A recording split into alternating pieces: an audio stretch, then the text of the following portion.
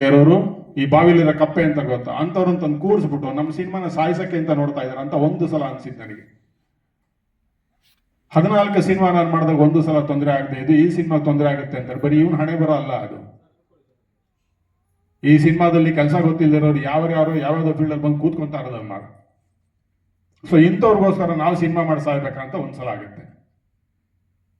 ಇದನ್ನೇ ನಾಗಾಭರಣ ಸರ್ ಒಂದು ಕೂತ್ಕೊಂಡಾಗ ರಿವೈಸಿಂಗ್ ಕಮಿಟಿಲಿ ಅವ್ರು ಕನ್ವಿನ್ಸ್ ಮಾಡಿದ್ರು ತಾನೆ ನಮಗೆ. ಬಿಕಾಸ್ ಯಾಕೆ ಅಂದ್ರೆ ಅವರು ಸಿನಿಮಾ ಗೊತ್ತಿದೆ, ಅವ್ರು ನೀಟಾಗಿ ಒಂದೊಂದು ಪಾಯಿಂಟ್ ನಾನು ಇದಕ್ಕೆ ಕಟ್ ಮಾಡ್ತಾ ಇದ್ದೀನಿ, ಇಷ್ಟು ಫ್ರೇಮ್ ಕಟ್ ಮಾಡ್ತೀನಿ, ನಿಮ್ಗೇನು ತೊಂದರೆ ಆಗಲ್ಲ, ಇದು ರೂಲ್ಸು ಅಂತ ಹೇಳ್ತಾ ಇದಾರೆ ಅವರು. ಅವ್ರಿಗೆ ಅದನ್ನ ಹೇಳಕ್ ಬಾಯಿಲ್ವಾ, ಗೊತ್ತಿಲ್ವಾ, ದಿಮಾಕ ಅದು ಗೊತ್ತಿಲ್ಲ ನಮಗೆ. ಎಲ್ಲದಕ್ಕಿಂತ ಹೆಚ್ಚಾಗಿ ನಮಗೆ ಮೊದಲನೇ ಸಲ ಸಿಟ್ಟಿಂಗ್ ಆಗುತ್ತೆ, ಸೆನ್ಸಾರ್ನ ರಿಫ್ಯೂಸ್ ಮಾಡ್ತೀವಿ ಅಂತಂತಾರೆ.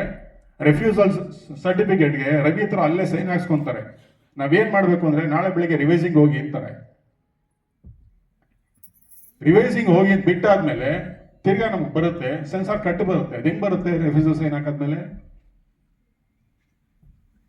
ಇದನ್ನ ರಿವೈಸಿಂಗ್ ಕಮಿಟಿಲಿ ಕೇಳಿದ್ರೆ ಆಗಿದ್ದಾಗ ಹೋಯ್ತು ಬಿಡ್ರಿ ಅಂತಾರೆ. ಆಗಿದ್ದಾಗ ಹೋಯ್ತು ಬಿಡ್ರಿ ಅಂತ ಅವ್ರು ಹೇಳ್ತಾರೆ. ತಿರ್ಗಾ ರಿವೈಸಿಂಗ್ ಕಮಿಟಿಗೆ ಸ್ಕ್ರೀನಿಂಗಿಗೆ ಬೇರೆದಕ್ಕೆಲ್ಲ ದುಡ್ಡು ಕಟ್ಬೇಕಲ್ಲ, ಅದ್ಯಾವನ್ ಕಟ್ತಾನೆ ಅಂತಾರೆ. ಅದಾಗಿದ್ದಾಗ ಹೋಯ್ತ್ರಿ ಅಂದ್ರೆ ಅವ್ನು ಮಾಡಿರೋ ತಪ್ಪಿಗೆ ನಾವು ಫೈನ್ ಕಟ್ಬೇಕಾ?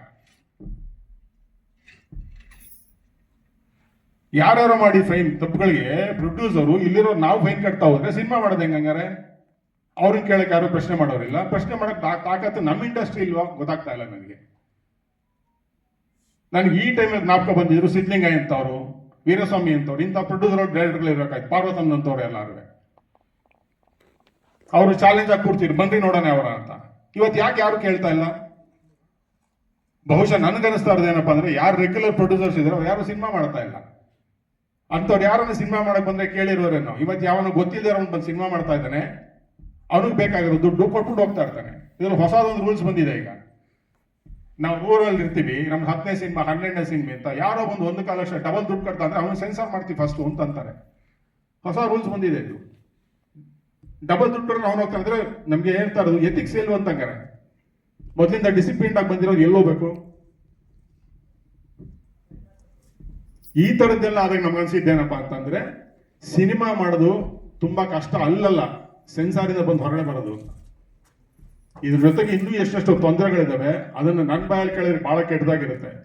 ಬಟ್ ನೋವು ಅನುಭವಿಸಿದ್ದು ನಾನು ಜೊತೆಯಲ್ಲಿದ್ದೊಂದು ಅನುಭವಿಸಿದ್ದಾರೆ. ದುಡ್ಡು ಹಾಕಿರೋ ಅವರಿಬ್ಬರಿದ್ದಾರೆ ಸರ್. ಅವ್ರಿಗೆ ಎಷ್ಟು ನೋವಾಗಿರ್ಬೇಕು, ಎಷ್ಟು ಅಲ್ದಿದ್ದಾರೆ, ಅವ್ರನ್ನ ಸಂತೈಸ್ಕೊಂಡು ಇಲ್ಲಿವರೆಗೂ ಕರ್ಕೊಂಡ್ ಬಂದಿದ್ದೀನಿ. ಸೊ ಅದನ್ನ ನೀವು ರವಿ ಬಾಯಲ್ಲಿ ಕೇಳಬೇಕು ಅಂತ ಹೇಳಿ.